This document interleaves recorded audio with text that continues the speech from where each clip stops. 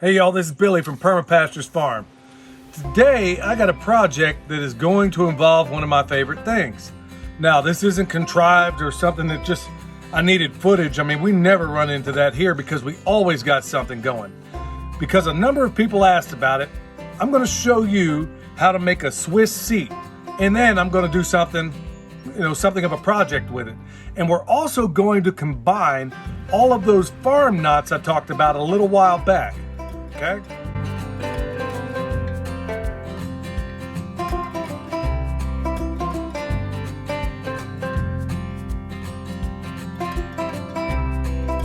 All right, a little while back, we did the one rope bridge, and folks, go back and check that out. It's pretty cool.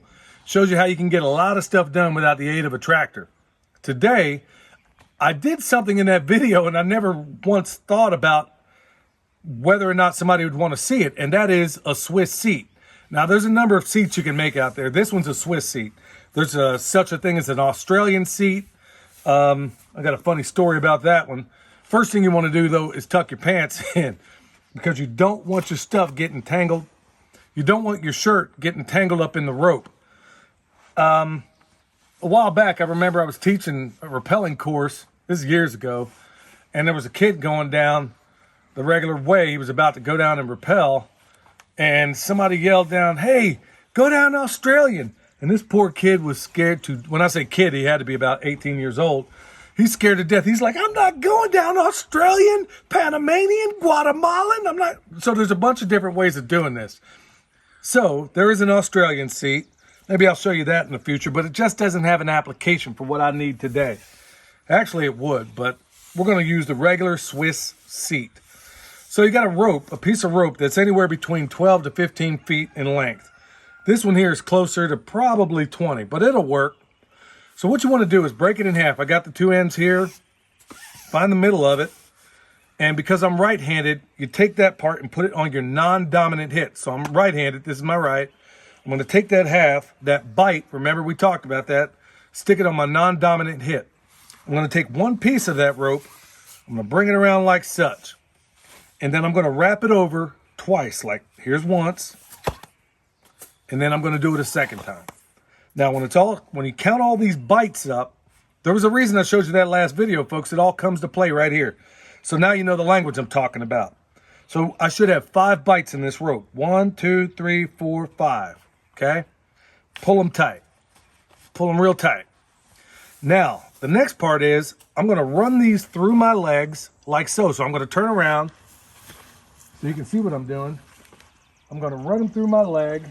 On the one side, I'm going to run it through my leg. On this one side, I'm going to come up underneath. Now, there's other people that'll tell you to do it a little bit differently.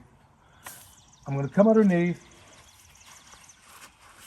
Now, I just did the cardinal sin when it comes to rope management. You never step on your rope. I'm going to come up with the other side as well, so you can see that. Okay. Now, here's another knot we talked about in the last video. But before we get that, we're going to tighten this thing up a little bit. Now, you're going to squat 3 times and then pull the excess as you squat. Now, granted, this is not a view of me that nobody should ever get used to seeing. I know it's not comfortable, but here we go. 1, 2, 3. Now, I pulled all that through. Now, remember the half hitch, folks. With both sides, I'm going to make myself a half hitch. Okay? So all those knots come into play. Now, on my non-dominant hip, and that's important, we're just going to go ahead and tie a square knot.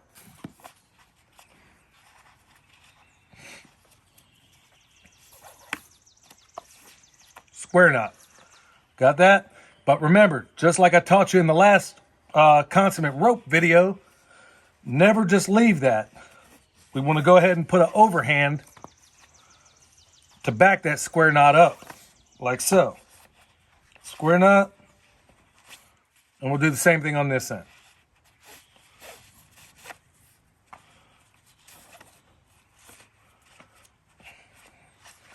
Now, what do I do with this excess? Now, this is why I said 12 to 15 feet is typically ideal, but all I'm going to do is take this and I'm going to put it in my pocket. There you go. Now, while I'm in there, I'm going to pull out what I always have in close proximity, and that is a snap link. Okay, there we go. Pretty high speed snap link. And then when I stick it in, I'm gonna take it like I'm hooking a fish. I'm gonna go underneath, like so, okay? Now, we're gonna leave that right now. We're gonna go ahead and anchor it in. So look at how many knots we just used from that knot video. We used a bite, used the overhand, used a half hitch, used a square notch, and another overhand over here. Dig it?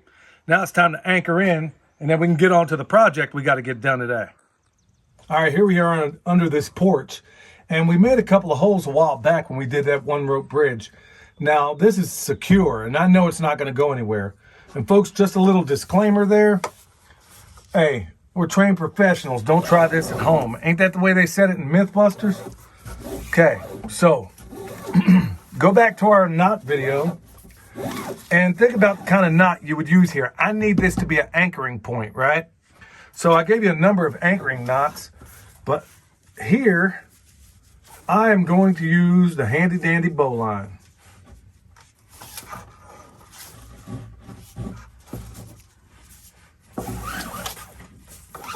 But I'm not going to just make any bowline. Well, actually I am. Okay, bowline, right? But we never trust just one anchor point. So I got another hole over there. I'm going to take this excess and make another bowline with the running end of the previous bowline.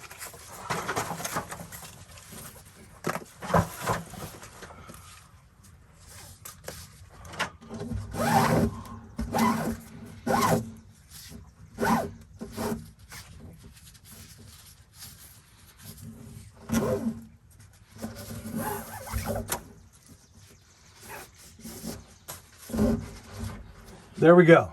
Got a bowline here made with the running end of the previous bowline. So there we go, 2 anchor points. And preferably when you do an anchor point, they need to be at 2 different sources. Technically, this would be 2 different sources. I know this porch ain't going anywhere, not at this point. So, and if it does, well, call Ripley's. All right, we talked about this chasm when we did the one rope bridge. We talked about this chasm, this gulf between us and the other side of the property. Well, down here is a bunch of thicket. It's nasty. And frankly, it's been driving me nuts, but we haven't taken the time to get to it because of what we need to do to get to it. There ain't no walking down this, and there ain't no walking up. I could possibly do something of a body rappel, which consists of basically running a rope through you like this, around your body, and then you kind of go back like this, but that's not what this video is about. I got a legit rappel off the side of this just because there's no other way I can possibly access this thing. So here it is. I got my rope all gummed up. We'll ungum it up. All right, I got a rappel off the side of this cliff, and I got a bunch of thicket between me and it.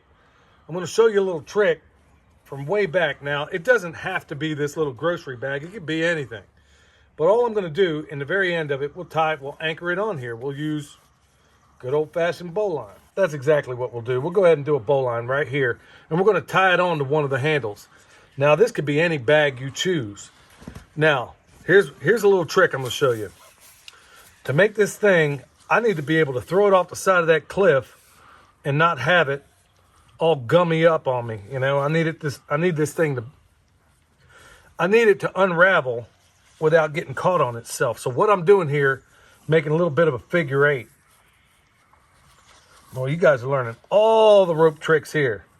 So I'm going to make this little figure 8. And then make sure you work from the right end back. All right, so I got 2 figure 8s here, right? I'm just going to kind of put them together just so I can manage it. Kind of put it together like you would a basket or a suitcase or anything.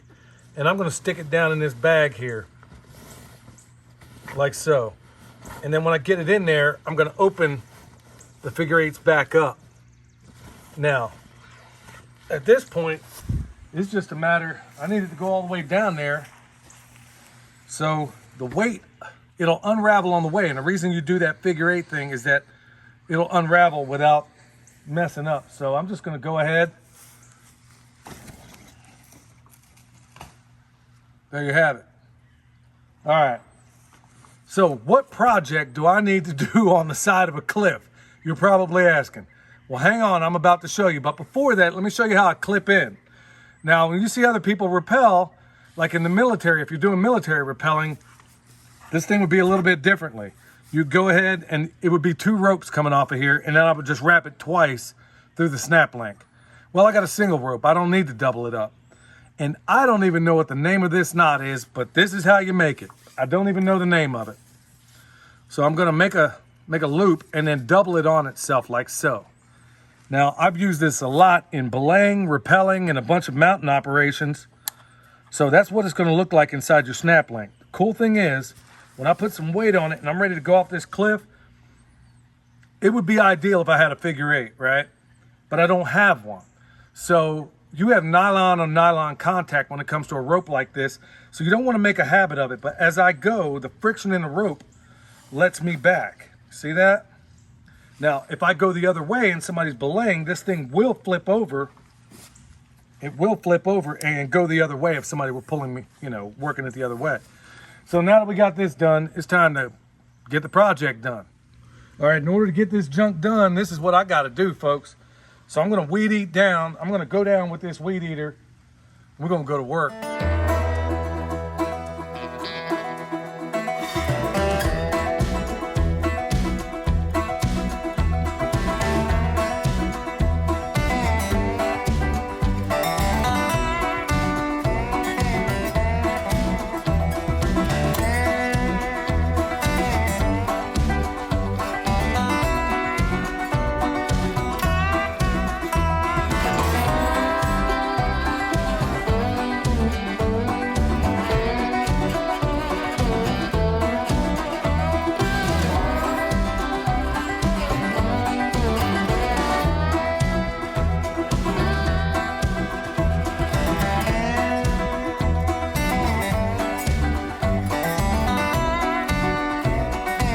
All right, y'all, there's a lot more to do, but that's pretty much it. All in a day's work.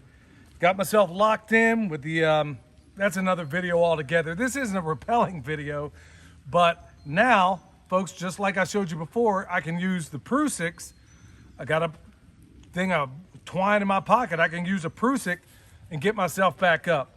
I could even show you a cool way where you can get up in trees and stuff with it, but that's another video altogether. Well, folks, here we are, sitting out here enjoying life, and this is just part of it, part of life on the homestead, and who knows, you may have to weed eat off the side of a cliff sometime. So until next time, this is Billy, the Permaculture Pimp Daddy, where PIMP stands for Permaculture is my passion.